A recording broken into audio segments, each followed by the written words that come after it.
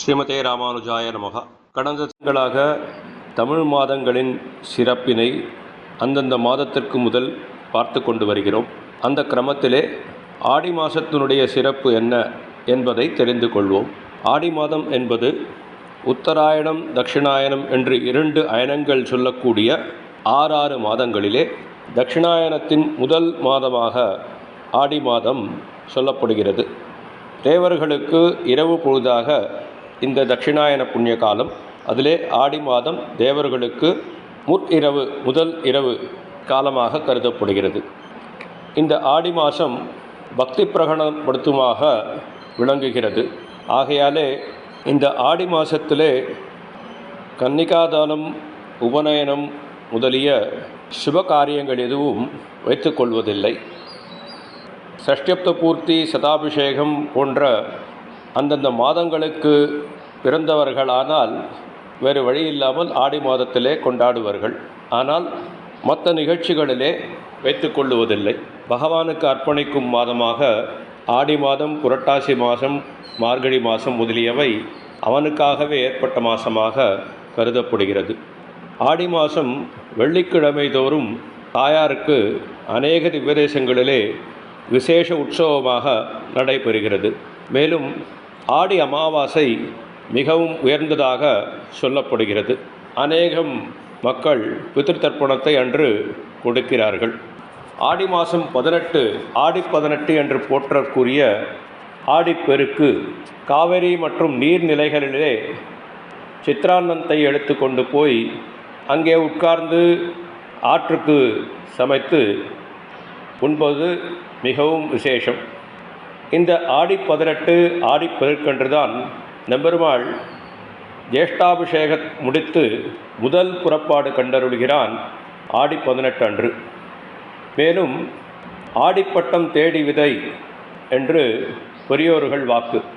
நீர்நிலைகளிலே தீர்த்தம் பிரவாகமாக பிரவகிக்கிறபடியாலே ஆடி மாதத்தன்று விதை விதைத்தால் அது அமோகமாக போகம் கொடுக்கும். தை மாதம் மற்றும் சித்திரை மாதங்களிலே அறுவடைக்கு தயாராக வரும் என்று ஆடிப்பட்டம் தேடி விதை என்று சொல்லுவார்கள். ஆக விவசாயத்தின் நோக்கோடு பார்த்தாலும் ஆடி மாதம் மிகவும் சிறப்பான மாதம். பகவானுக்கு அர்ப்பணிக்கக்கூடிய மாதம் என்று பார்த்தாலும் ஆடி மாதம் சிறப்பான மாதம். மேலும் ஆடி மாதத்திலே வரக்கூடிய பௌர்ணமி அன்று அநேக திவ்யதேசங்களிலே கஜேந்திர மோட்ச விருத்தாந்தம் எம்பெருமான் கருடாருடனாக எழுந்தருளி கஜேந்திரனுக்கு காட்சி கொடுத்ததை கஜேந்திர மோட்ச உற்சவமாக கொண்டாடப்படுகிறது.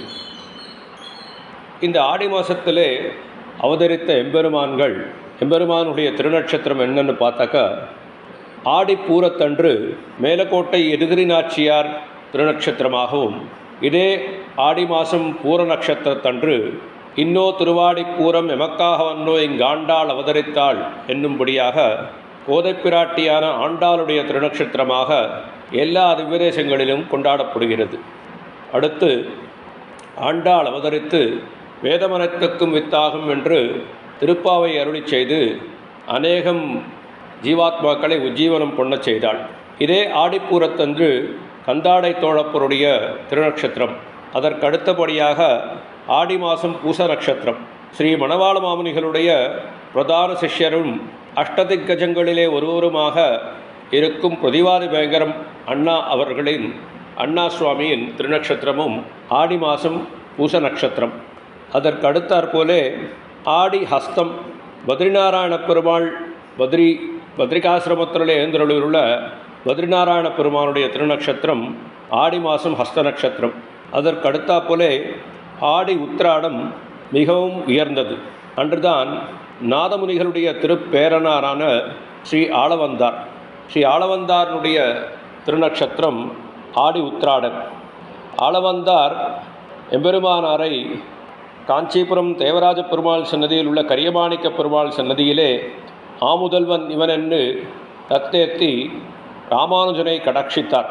அவருடைய கடாட்சத்தாலே தான் நமக்கு உடையவர் கிடைத்தார் என்று சொல்லலாம். ஆக அப்பேற்பட்ட ஆச்சாரியன் திருவதாரம் பண்ணியது ஆடி மாதம் உத்திராட நட்சத்திரம். அதே நட்சத்திரத்திலே அதே மாதத்திலே புண்டரீகாட்சருடைய திருநட்சத்திரமும் அமையப்பெறுகிறது. ஆடி சிரவணத்தன்று ஆச்சாரிய சிரேஷ்டர்களில் ஒருவரான தெற்காழ்வாருடைய திருநட்சத்திரமாகவும் அமையப்பெற்றது. இந்த ஆடி மாதத்திலே திருமாலிருஞ்சோலமலை எம்பெருமான் கள்ளழகன் சுந்தரத்தோளுடையான். அவனுடைய பிரம்மோற்சவமாக ஆடி மாதம் உத்திராட நட்சத்திரத்தன்று திருத்தேர் உற்சவமாக கண்டருளுகிறான் எம்பெருமான். சித்திரை மாதம் அன்று சித்திரை திருவிழாவாக கோலாகலமாக அழகர் கோயிலிருந்து புறப்பட்டு 7-8 நாட்கள் மதுரை வரை எழுந்தருளி வைகை ஆற்றில் இறங்கி திரும்புகால் கண்டருகிறான். அது சித்திரை திருவிழா. ஆடி மாதத்தன்று அவனுடைய பிரம்மோற்சவ திருவிழா. ஆடி உத்திராடம் திருத்தேர் விழாவாக நடைபெறுகிறது. ஆக அதற்கடுத்தாற்போலே அதே பிராந்தியத்திலே ஸ்ரீவில்லிபுத்தூரிலே திருவாடிப்பூர உற்சவம், ஆண்டாளுடைய அவதார உற்சவம் கோலாகலமாக கொண்டாடப்பெறுகிறது. அதிலே 5ஆம் திருநாள் 5வது உற்சவத்திலே வடபெருங்கோயிலுடையான் ஸ்ரீ ரங்கமன்னார், திருத்தங்கலப்பன், பக்கத்திலே எழுந்திருக்கக்கூடிய சுந்தரராஜ பெருமாள், அங்கே திருவண்ணாமலை என்று சொல்லக்கூடிய திருமலை ஸ்ரீனிவாசன் ஆக இந்த 5 எம்பெருமான்களுக்கும் ஆடி திருவாடிப்புற உற்சவம் 5ஆம் திருநாள் அன்று கருட சேவை நடைபெறுகிறது. இதை 5 கருட சேவை என்று விமரிசையாக கொண்டாடுவார்கள்.